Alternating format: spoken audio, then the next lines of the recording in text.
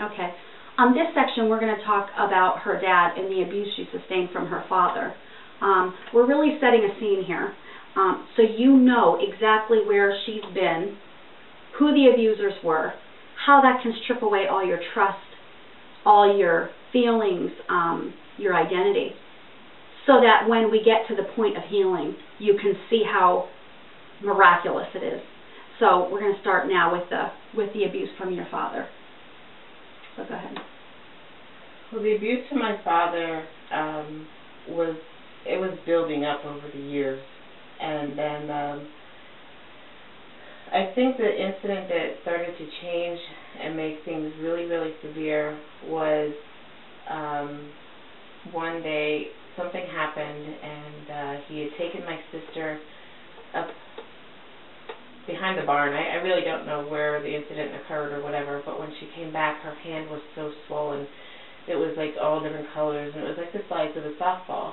Mm. And he bandaged it up and stuff, and then the next day we went off to school. And the school nurse saw this bandage, so she took my sister into the nurse's office and unwrapped it and took a look at it. And I don't know, again, I wasn't there. I can only assume like what my sister told the nurse. And then the nurse called me down to the office and started questioning me about if I had ever been beaten at home. And I said, yeah. I said I usually have bruises all over my backside and stuff. And so she asked me if she could look. Well, what are you supposed to tell a nurse? No. Right. You know, and I said, well, sure. And sure enough, she saw all the bruises and stuff. And so by law, she has to report it to the right. children and youth. Right. And that's exactly what happened. And so as children, we had no idea who children and youth were. You know, we had no concept of that. But my dad and his wife knew that they were coming to the house, so the house was cleaned and everything was fine. Because the nurse contacted them. Because the nurse did contact children and youth, and they called my dad and, you know, told them that they were coming out. Nothing like giving them a heads up. So they came, and the conversation was pleasant. You know, they brought us in, and the caseworker that showed up, the lady who showed up, I don't even remember what she looked like. I just know she was there. And she was asking us questions and stuff, and, you know, everything was fine. Like, I just remember they were very simple questions. There wasn't anything hard to answer, and there was no, were you abused, or, you know, right. like, come on. Yeah. And so then we were sent out of the house, and they had their conversation and so on and so forth. But the moment she left, it was like a switch went off. And I remember she was not even down the lane, and my dad called us into the kitchen, and he got the wiffle ball bat out, and we got a beating of our lifetime. I mean, like, she really was not even, like, down the lane. Ugh. And we were being beaten. And another incident happened when, you know, pertaining to the school again, we were sent home with this paper. And I think about this right now because my son's going off to camp, you know. And so we brought this paper home, and I remember saying, Dad, you have to sign this paper. Okay, well, obviously that was the wrong thing to say, because his response was, I don't have to sign anything. And he literally took me and grabbed me by the shoulders, threw me up against the basement door. And I just remember the impact was so hard that I thought I was going through and that I was going to be falling down those basement steps. Like, I was shocked. You know, like, I can't even explain that. Like, just the fear. Yeah.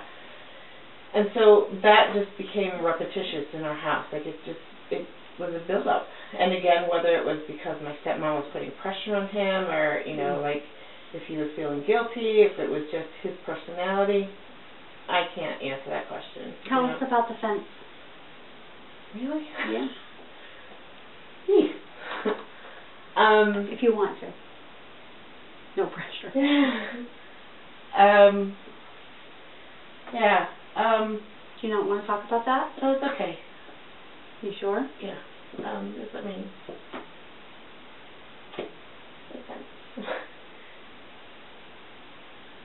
Sometimes my dad would take us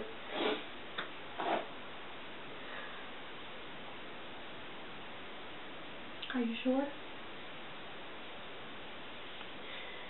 Yeah, it's okay.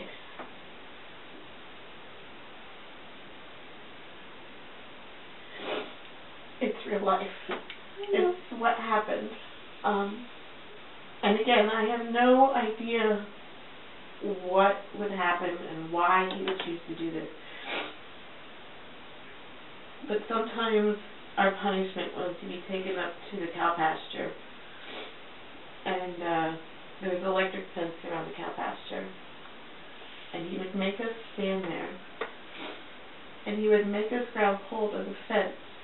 And if we let go, we had to hold it longer. And I just remember everybody standing there in fear because I knew what was about to happen every time that happened. And then one time as an adult, I was being tested for carpal tunnel syndrome. And they have to send these electrical shocks through your arm to test responses or something. And I laid there on the table, and I started to cry as the shock was going up to my arm. And the nurse came in, she was like, "Are you okay?" And I said, "Yeah." I said, "I'm fine." And she's like, "Well, why are you crying?" And I said, "Because it's just bringing back such horrible, horrible memories." Like, she didn't even finish the test. She said, "Because it just gets worse." And if I was responding like that at that point, she said I wouldn't be able to handle the rest of the test. So I never got finished testing for carpal tunnel. But anyways, yeah, I told you to have tissues. I knew they would come sooner or later. Okay.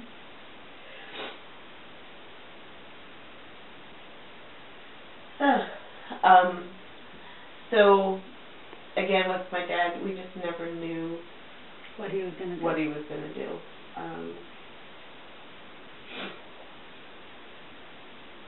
I guess I should just skip through a lot of the stuff and go right to the end before we left. And make it not so traumatic for everybody listening. Okay. But the last thing that I remember that happened when we lived with my dad was my younger brother had just disappeared, and nobody seemed to know where he was at. So we were all sent in different directions to try and find him. And I was sent down the lane to see if he had wandered down there. And when I got down to the bottom of the lane, there was like nobody, he wasn't there. So I just decided, well, nobody knew how long he was gone or where he went. So seriously, like, this is my mind process. Well, we don't know where he went. So I walked up over the hill to the next farm and beyond, and I stopped and knocked on the doors and had asked them if they had seen him, and nobody did. So then I came back home. Well, when I got back home, I quickly found out that was not the right thing to do, because once again, one of those people had called my dad and told them that, I was out there, and somehow I was being now blamed for not caring about my brother, and then I was just showing more interest in myself, and I went to play with friends. I had no idea who these people were, or like, I was just knocking on their door, But anyways, what happened was my brother apparently had fallen asleep in the basement in the corner, and nobody could find him, and he wasn't responding because he was sleeping. So they had found him before I got back, and I didn't know that. And the next thing I knew, we were on the front porch of our house, and there was a bucket sitting there. And one thing that is really weird about most of the punishment that happened in this house is there was always onlookers. Like, everybody else had to stand there and watch the person who was being beaten or abused or whatever you want to label it. And so this time,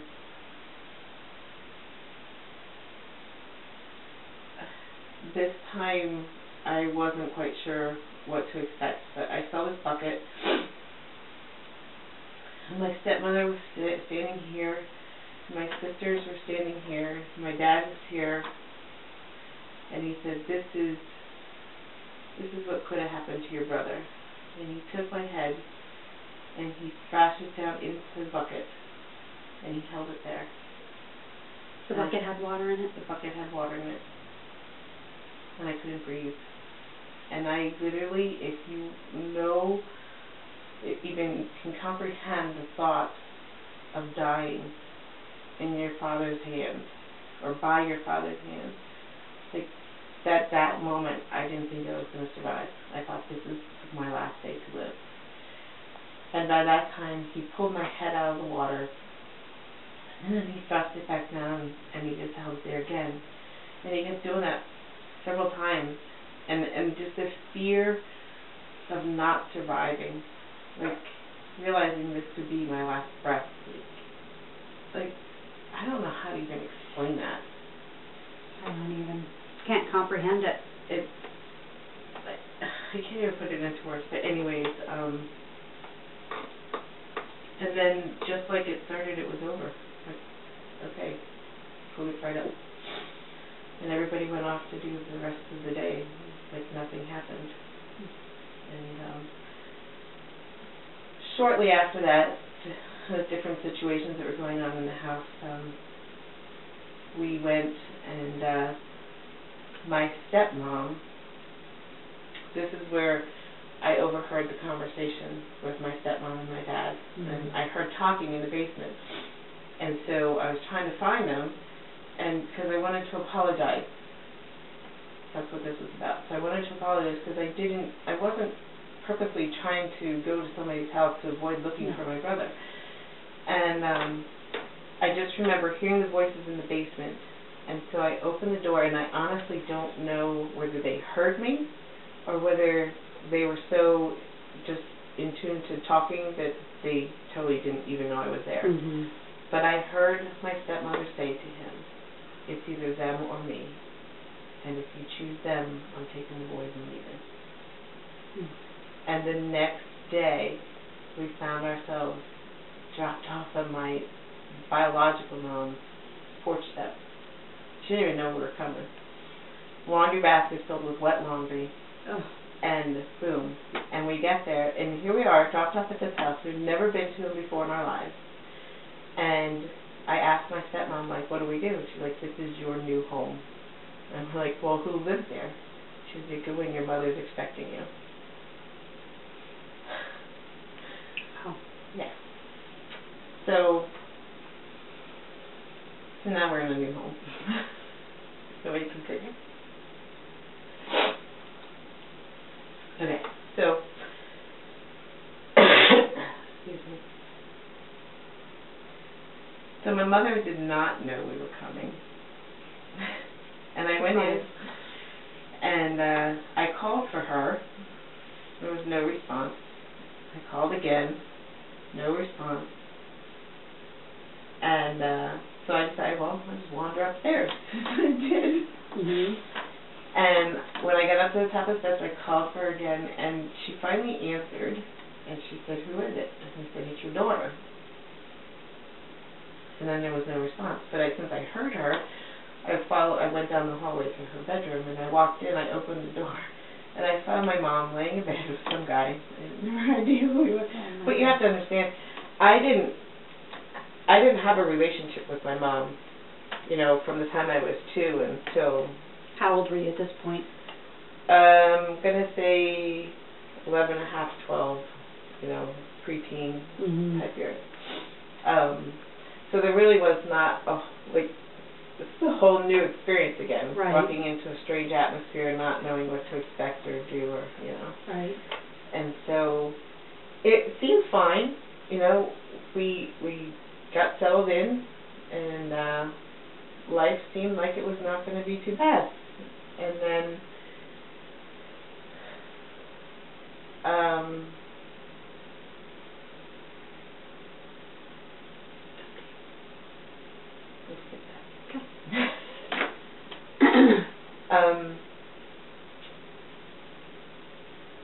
so yeah, how do you skip that? Anyways, life. I lived there probably 9 months. Mhm. Okay, and there was a big incident that ended up with, there was no abuse on her part in that aspect or anything, but I did end up in the hospital overnight because of something that happened.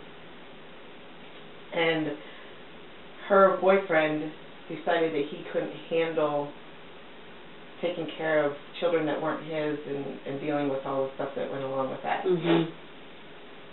So he left, and so then, you know, she had to work to take care of us and stuff, and so in her getting a job, that meant that there was now 4 girls at home because she had another daughter, Mhm. and like we didn't even really know who she was, but now that we're all reunited, there was 4 of us there.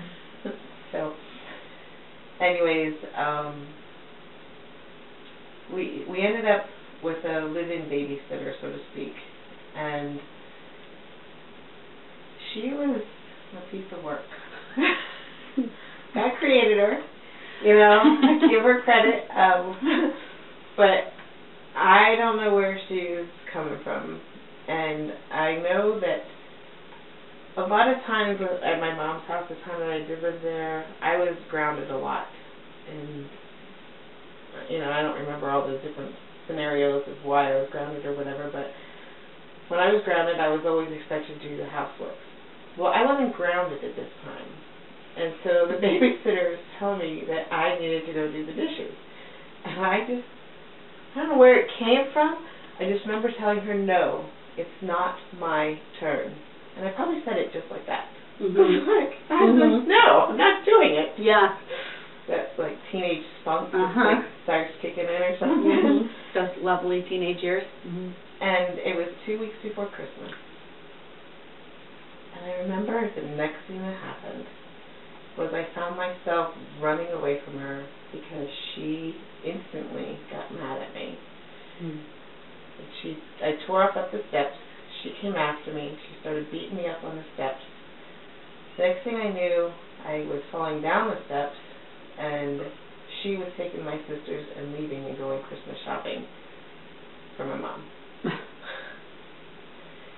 So I was laying there in pain, not sure what to do next, just knowing that I had just got beaten up by our babysitter. And so, like, our steps, they came down, and then there was a landing, and then there was a couple more steps down into the dining room area. Mhm. And so I was at the landing at this point.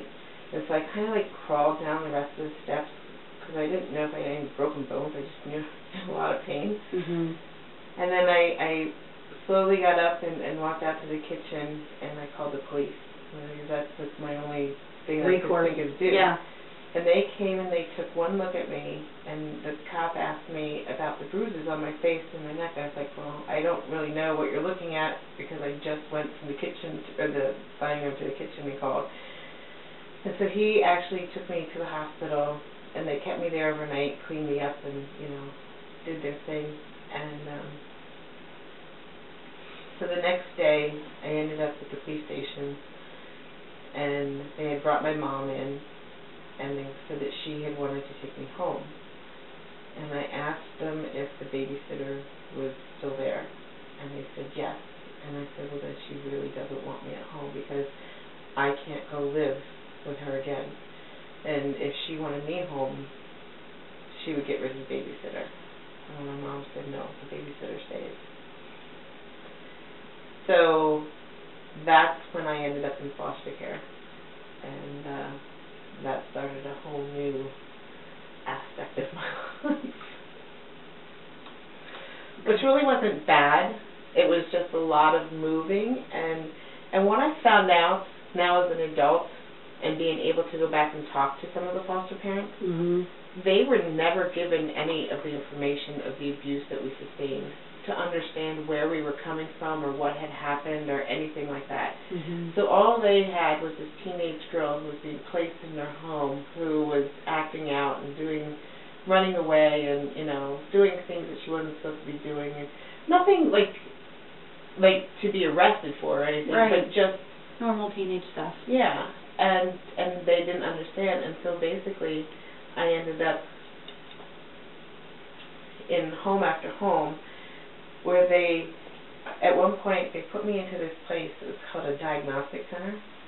And I had no idea what a Diagnostic Center was, but it was like prison to me. I experienced my first strip search there. Oh my gosh. Yeah, talk about embarrassing. I'll say. But apparently most people who go there are into drugs or, you know, major stuff, and all I do is run away. They just threw you to the wolves. Right, well, because they wanted to, apparently in their eyes, what story I got was they wanted to find out what would best suit me, you know, with my situation. And so coming out of there, what they had determined was the best living situation for me would probably be a group home. Now, how they determined that, I have no idea, you know, because it was a live-in diagnostic center, and so I was there for an entire month, and, you know, people, you talk to people, I didn't realize they were diagnosing me. You didn't know what was going on. I just thought it was another place to live. It was like prison. How old were you at that point? I was, good question. I think I was in middle school, so I would have been 14, something like that. Because I know the last foster home I was in, I was 15 when I entered that. And that was after the diagnostic center, so probably 14. So then you stayed in that last foster home from 15 to 15. Alrighty then. Yeah, I ran away. That's when you were emancipated? At 15? No, not quite. Okay. No. Jumping the gun. I'm jumping the gun, sorry. Well, there was a series of foster homes and stuff, and then the last foster home I was in, I love this story because this is like a turning point. This is the point where there's hope, you know? That's good. And we'll end on the hope part. So tell this story. We'll end on this, and then we'll do another section. Yes. All right. So what happened was I was in this one foster home, and they were going away on vacation, and they apparently don't take their foster kids with them. And so when they were on vacation, they put us in respite care. Okay, and so that was the first introduction to this particular family, and it was so amazing how this whole thing works. So the caseworker brings me over to this house, and they drop us off. Well, it was just me, and so they drop me off, and I get out of the car, and there's this couple with a bunch of kids. I think there was 4 kids, and me, a teenager, and I get out of the car, and they told me to put my bags into their vehicle. They said, we're going away on vacation. I lived in the respite care. Yeah. I was standing there totally in shock, thinking to myself, okay, I wasn't allowed to go with the foster family that I live with, but here I am coming into a stranger's home. And they're going to take me on vacation. Exactly. And the first thing that happens, everybody piles into this old, like, ugly, I'm sorry, this ugly gold Jeep. I'm going to hell this all. But the father, he sits in the front seat, and he's like, okay, now we're going to pray.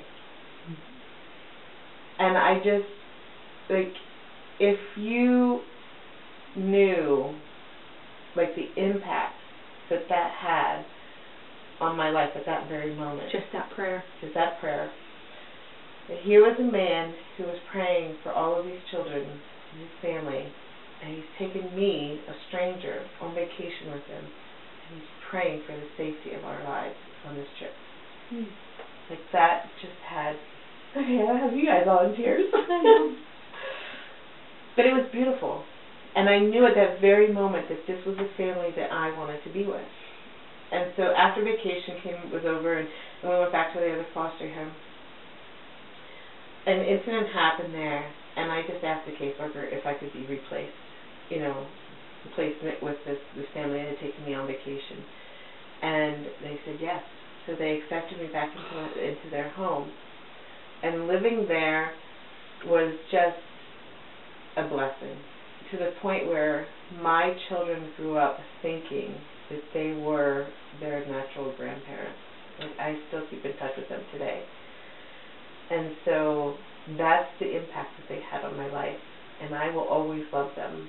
and they are always telling me how proud they are of me, and how they are amazed at all the different things that have taken place in my life and my children and all this other stuff. And God knew that there had to be hope someplace, in my life to move forward and just get on in life and heal. And I think that was a defining moment. And towards healing. Yeah. Well, and it was, even though I didn't realize at the time, like, I look back and I think that gave me hope to move on to the future. Like, he showed me, or they showed me, what a true family is supposed to be like. And even though this Diagnostic Center said I belonged in a group home type setting, what I really needed was a healthy family to grow up in. Yeah. Which I did end up, that's another whole story, I did end up in a group home at one point through that whole process, but that was a short-lived section of my life too. So when did you get to move in with this family? When I was 15. Oh, that's awesome. Yeah, when I was 15, so I moved in there. And I gotta be careful because I don't want to use any names here, but I remember she'll tell you the story, because at this time things changed in my life, and she said the moment that I walked into the house, she said I sat down at their table, and she's like, I'm embarrassed to say this, she's like, I said to her, I smoke. Do you have a problem with that? I said that. I'm so sorry. I didn't mean to say that. But as a teenage person going through this whole ordeal in your life, like, okay, you have to. I'd like to have a cigarette. I don't smoke anymore. I did quit. But that was my introduction to them, and like, they have truly made an impact on my life, and I love them dearly. And again, like I said, my children grew up knowing them as their grandparents, So, but after that, the whole emancipation thing is, I ended up feeling like they weren't responsible to take care of me, that it was my parents' responsibility. And my feeble teenage thinking, and so I did run away from their home. Not because I didn't love them, but because I just really felt in my heart that it wasn't their responsibility to care for me. And so I ran away, and I was going back to my mom's house, because by this time I found out that the babysitter wasn't there anymore, and so my mom would surely take me back. And it didn't go that way. It wasn't that well of a greeting, Are we running out of time again? 2 minutes. Okay. So, well, I guess that's, basically I was there for 9 months with my mom, and then I did become emancipated to the point where both my dad and my mom took us to the lawyer, and they signed papers of not really wanting me. And that was a big eye-opener. This family took you? No, that is a new whole section of my life that started. Wow.